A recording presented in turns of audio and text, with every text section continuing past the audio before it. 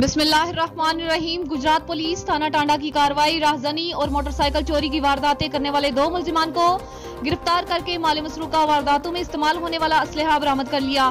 तफसीलात के मुताबिक डीपीओ गुजरात उमर सलामत की हिदायत पर पुलिस का जिला भर में चोरों, डाकुओं और असलहा बरदारों के खिलाफ ग्रैंड ऑपरेशन जारी है, जिसमें डीएसपी सदर हाफिज इम्तियाज अहमद की जेर निगरानी एसएचओ थाना टांडा जफर इकबाल ने पुलिस टीम के हमरा पेशावराना महारत और जदीद टेक्नोलॉजी की मदद से खुसूसी कार्रवाई करके 2 मुलजिमान को गिरफ्तार कर लिया, जिनमें मोहम्मद सगीर वल्द मोहम्मद बशीर सकना शामपुर, तैयब अली वल्द खादिम हुसैन सकना माड़ी खोखरा शामिल हैं।